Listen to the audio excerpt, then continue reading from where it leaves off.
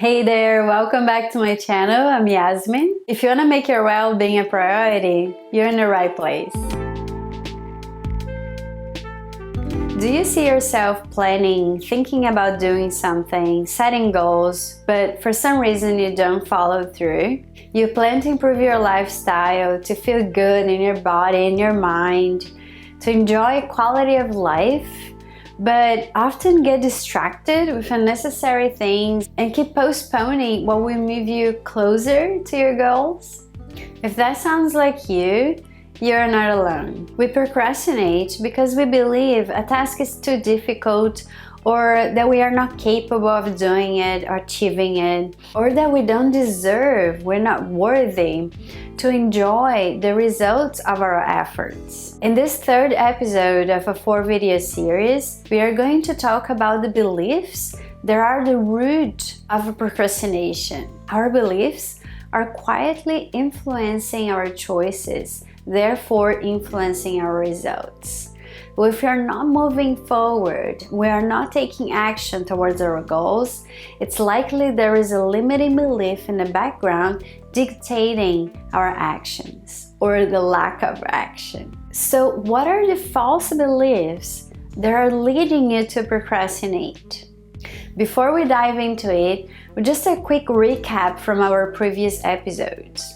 On episode 1, we talked about how the way you talk to yourself influences the way you see yourself, therefore influences our actions and your results. On episode 2, we talked about how you can gain clarity by understanding how procrastination shows up for you. We talked about the 3 most common challenges procrastinators face and the solutions for each one of them.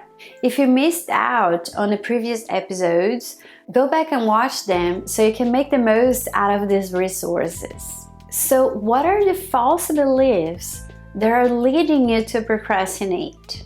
I'm going to cover 4 of the most common limiting beliefs related to procrastination and how you can change them to start taking action towards your goals. False belief number 1 is it's too difficult for me.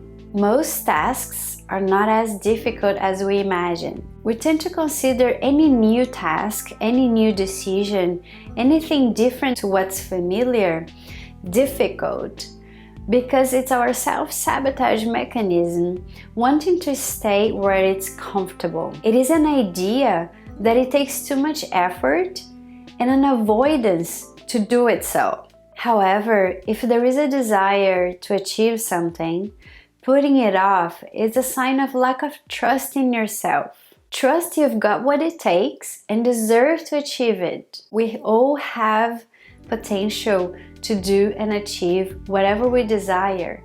It's all about believing and trust in yourself. The secret here is to take one step forward, to tell yourself that you got it, you got what it takes, you can do it. After a first step, you get the momentum you need to keep moving forward. Focus on your desire and not so much about how you're getting there.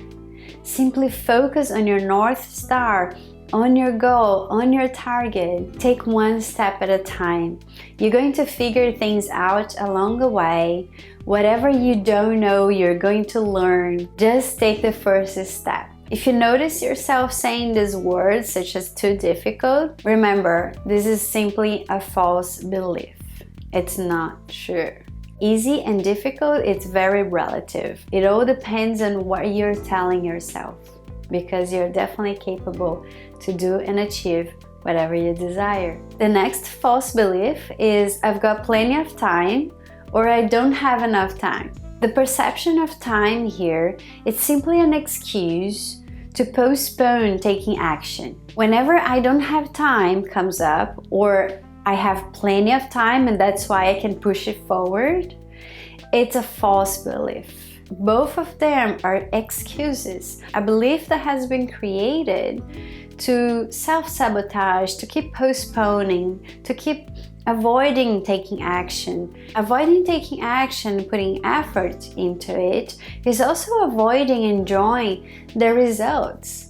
and experience the joy that comes from it. If you see that in yourself, you know how stressful it is to leave things for last minute or to postpone it thinking that you don't have enough time for it. Remember, a false perception of time can not only prevent you from taking action, but also prevent you from achieving your goals.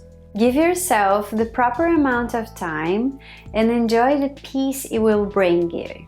Start early so you have plenty of time to do things with quality. Start early so you can enjoy the feeling of having spare time. Sound good? So let's move into the next false belief, which is it must be perfect.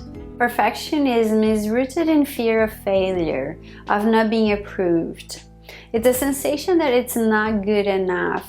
It's never good enough. It often causes a person to never start or never finish a task. It's a feeling that you're never prepared enough, or once you start, it's a feeling that you can never finish because you never see the result you want. If this sounds like you can feel paralyzed by a fear of not reaching these high expectations you impose on yourself. To change that belief, it's important to remember that perfection is an illusion. If you see yourself taking too long to complete a task or not getting started because you feel that you're not prepared, remember, done is way better than perfect. Done, it's better than postponing it forever. Done, it's better than getting paralyzed by a feeling that you're never prepared.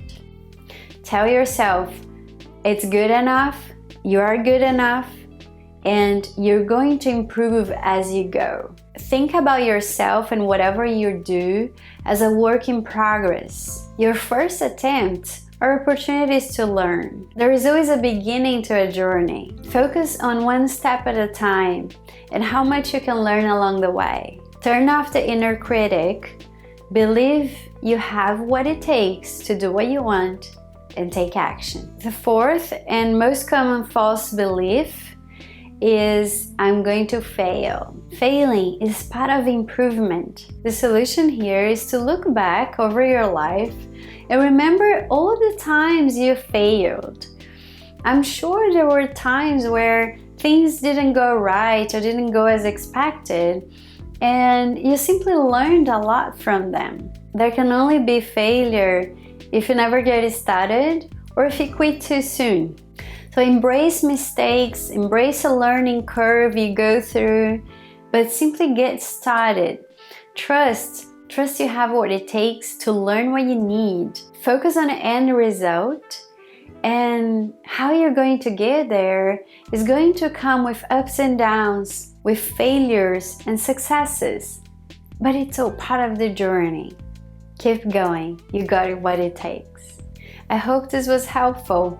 Feel free to go back to episode 1 and 2 and stay tuned for episode 4 coming up soon. Remember to click the subscribe button and share with whoever might benefit from this information. I can't wait to see you next time. From my heart to yours, love yourself first.